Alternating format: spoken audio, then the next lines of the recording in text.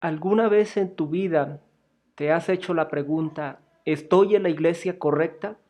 ¿Cuál es la iglesia correcta? He estado aquí, he estado allí, mis padres estuvieron aquí, mis amigos están allí, mis padres van allá, tengo un amigo que va allí, tengo incluso mi pareja, mi cónyuge va allí, yo voy allí. ¿Cuál es la iglesia correcta?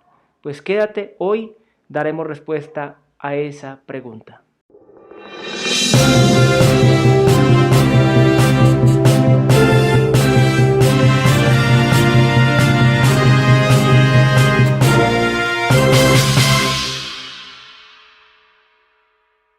Cordial saludo, mis amigos, bienvenidos a esta novena doctrina de las sanas doctrinas bíblicas. Y hoy estaremos viendo los puntos sobre los cuales debe ampararse y la guía que debe seguir la verdadera iglesia de Jesucristo. No hay nombre o denominación, porque de eso no depende. Depende de seguir lo que la palabra de Dios nos dice y lo que mismo Jesucristo dejó instituido en el transcurso del tiempo. Así que si la iglesia en la que tú asistes, la denominación a la que tú te congregas, no respeta o no sigue estos parámetros, mucho cuidado, porque podríamos estar o podrías estar en el lugar equivocado, en el lugar incorrecto. Y ahí aplicaría lo que dice Apocalipsis: sálganse de ella, pueblo mío, y no toquen ninguna de sus inmundicias, ninguno de sus pecados. Primero veamos que iglesia, la palabra que conocemos como iglesia, viene del término eclesía, que básicamente quiere decir asamblea.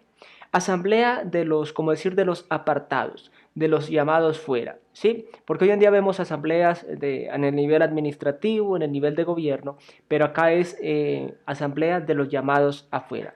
Y lo vemos básicamente en Hechos 7:38, que nos dice: Moisés estuvo con nuestros antepasados, la asamblea del pueblo de Dios en el desierto, cuando el ángel le habló en el monte Sinaí, y allí Moisés recibió palabras que dan vida para transmitirlas a nosotros. Con la asamblea del pueblo, el pueblo de Israel en aquel tiempo era la separación de todo el mundo, absolutamente de todo el mundo existente en aquel tiempo, de toda la humanidad existente. Israel era la separación, era lo apartado del mundo para Dios. ¿Sí? Lo mismo pasa hoy en día con la iglesia, es la separación del mundo. De manera tal que ahí ya tenemos un aviso. La iglesia verdadera no puede estar dentro de las corrientes, filosofías, prácticas del mundo, sino debe marcar una diferencia radical con el mundo. Y cuando hablo de mundo no me refiero al planeta Tierra, sino a las corrientes, filosofías, culturas, prácticas, etcétera, del mundo. Entonces, básicamente somos una asamblea de los llamados afuera. Ahí ya podríamos hablar muchísimo, marcar una tendencia radical desde el inicio, pero vamos a ver básicamente quiénes conforman la iglesia, quiénes conforman la eclesía, ¿sí? ¿Quiénes la conforman? Pues básicamente lo vemos en Efesios 1, 13, 14, donde nos dice: también ustedes, luego de haber oído la palabra de verdad, que es el evangelio que los lleva a la salvación, y luego de haber creído en él, ¿en quién? En Jesucristo, fueron sellados. Hay que tener importante esa palabra, sellados con el Espíritu Santo de la promesa, que es la garantía de nuestra herencia, ¿sí? Herencia, hasta la redención de la posesión adquirida. Somos posesión adquirida por Dios para alabanza de su gloria. No toda la humanidad es posesión de Dios, por eso la palabra es muy clara en decir que existen los hijos de Dios y las criaturas de Dios. Hijos de Dios son todos aquellos que creen, que confiesan la obra finalizada de Cristo en la cruz, y criaturas de Dios son toda la creación, las demás personas que van por el mundo sin temor, sin reverencia, sin honra y sin gloria a Dios. Una cita adicional la encontramos en Corintios 6, 19 al 20, que nos dice: ¿acaso ignoran que el cuerpo de ustedes es templo del Espíritu Santo? Nuestro cuerpo es templo del Espíritu Santo, que está en ustedes y que recibieron de parte de Dios, y que ustedes no son dueños de sí mismos, que nosotros no somos dueños de nosotros mismos, porque ustedes han sido comprados, el precio de ustedes ya ha sido pagado. Por lo tanto, den gloria a Dios en su cuerpo y en su espíritu, los cuales son de Dios. O sea, que los que hacen parte de la iglesia, los que hacemos parte de la iglesia, de la verdadera iglesia, recuerda que verdadera iglesia no me refiero a una denominación, sino a la que cumple con los principios que ya empezamos a enumerar, somos propiedad de Dios, posesión adquirida por Dios al precio de la sangre de Jesucristo. Somos adquiridos, comprados por Dios, como cuando alguien en la antigüedad o incluso no tan lejos, siglos atrás, iba al mercado de esclavos y compraba un esclavo para su servicio, ¿sí? Escogía un esclavo y lo compraba a un precio alto para ya que perteneciera para toda su vida a él. Nosotros fuimos así rescatados, comprados de la vieja manera de vivir, de la servidumbre y la esclavitud del pecado, para ser llamados a la vida digna, propiedad de Dios, hijos de Dios, herederos de Dios y coherederos con Cristo, nos dice la palabra. Sí, pero primeramente con esa visión de que fuimos rescatados de esclavitud y fuimos comprados como siervos de Dios. Sí, ahora, nuestra servidumbre es diferente a la que teníamos con el mundo y con el pecado, ¿sí? Porque era para muerte y destrucción, vergüenza y humillación. Acá es para gloria y exaltación, para salvación, para redención de la posesión adquirida. Vamos a ver una siguiente cita que está en 1 Corintios 3, 16, 17 que nos dice: ¿no se dan cuenta de que todos ustedes juntos son el templo de Dios y que el Espíritu de Dios vive en ustedes? Aquí hay algo muy importante, que todos ustedes juntos, como eclesía, como iglesia, ¿sí? Somos el templo de Dios. Versículo 17, Dios destruirá a cualquiera que destruya este templo, pues el templo de Dios es santo y ustedes son este templo.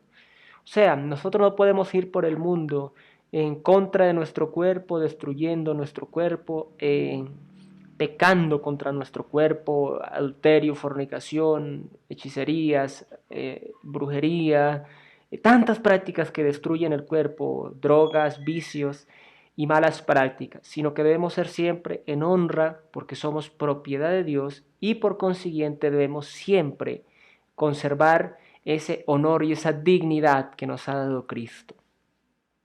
Somos el cuerpo de Cristo. Somos el cuerpo de Cristo y eso lo vemos básicamente en 1 Corintios 12, 27, donde dice: todos ustedes en conjunto son el cuerpo de Cristo y cada uno de ustedes es parte de este cuerpo.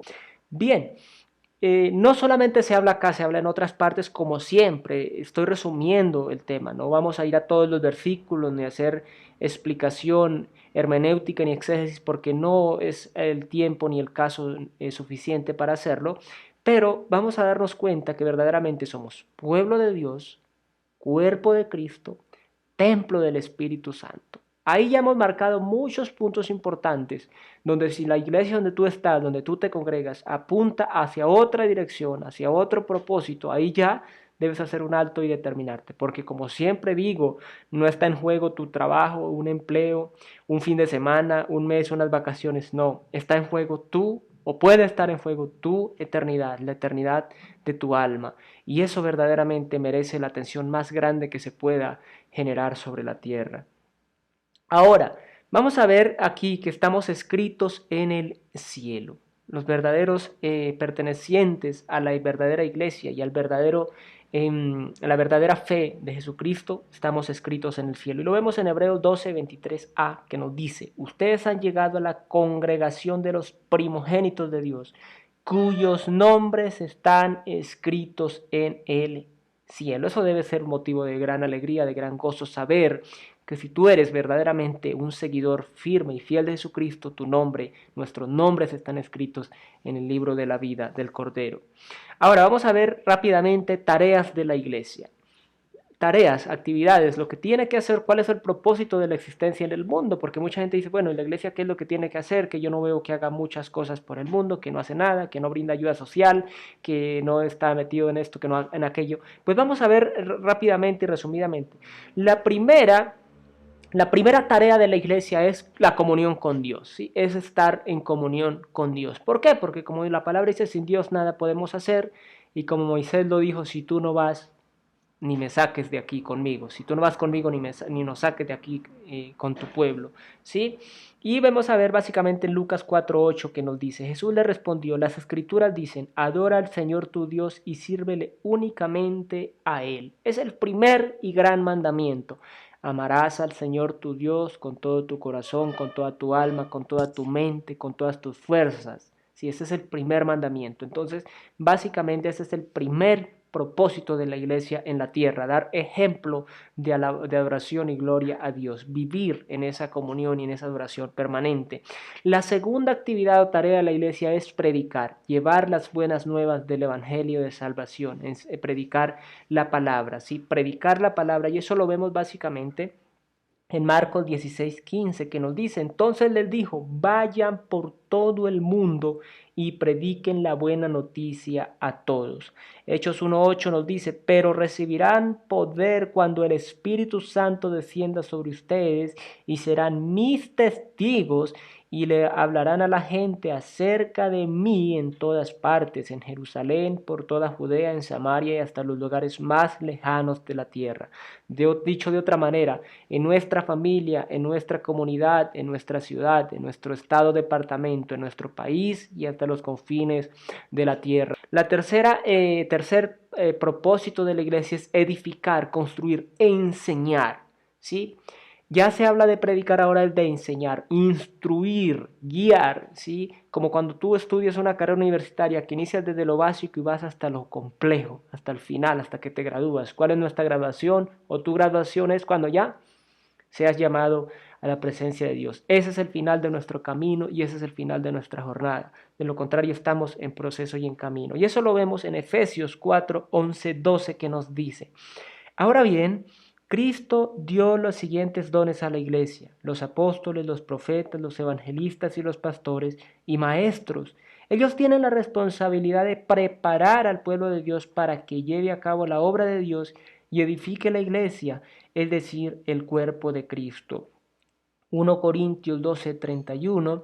Por lo tanto, ustedes deberían desear encarecidamente los dones que son de más ayuda, pero ahora déjenme mostrarle una manera de vida que supera todas las demás. 1 Corintios 14:12 nos dice, lo mismo ocurre con ustedes, ya que están tan deseosos de tener las capacidades especiales que da el Espíritu, procuren las que fortalecerán a toda la iglesia. Entonces, los propósitos de la iglesia, o hagamos básicamente un resumen. La verdadera iglesia o eclesía es una asamblea separada del mundo, que se guía por la palabra de Dios, no por escritos ni palabras de hombres, sino por lo que Dios enseña a lo largo de toda la Biblia.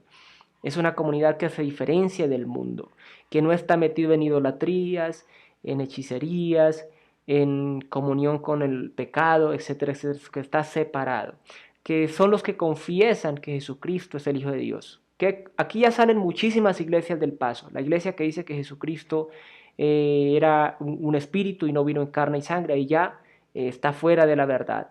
La que dice que Jesucristo era un profeta está fuera de la verdad. La que dice que Jesucristo es mismo Dios que estaba en el mundo y que Dios estaba en el mundo en Cristo, que Cristo no es el Hijo de Dios, sino que es mismo Dios, ahí ya está fuera de la realidad, ahí ya está fallando y lo hemos visto en las doctrinas anteriores. Ahora, los que dicen que bueno, que el trabajo de la iglesia es hacer solamente obras sociales, ahí ya está fuera, porque básicamente los tres trabajos de la iglesia es adorar a Dios, exaltarlo a Él con su vida, con sus obras, con sus labios, con su corazón. Segundo es predicar el Evangelio de la salvación. Y tercero es edificar, estructurar, enseñar. Sí, la verdadera, como se dice, la comida, como se dice, que se tiene que masticar de la palabra, la doctrina, ¿sí? La enseñanza completa y compleja de la palabra de Dios. Esos son los tres pasos y ya. Sí, básicamente. Entonces, eso es, mis amigos. Por favor, que esta información te sea de provecho y para todos ustedes, pues siempre Dios les bendiga mucho y nos vemos en la siguiente doctrina.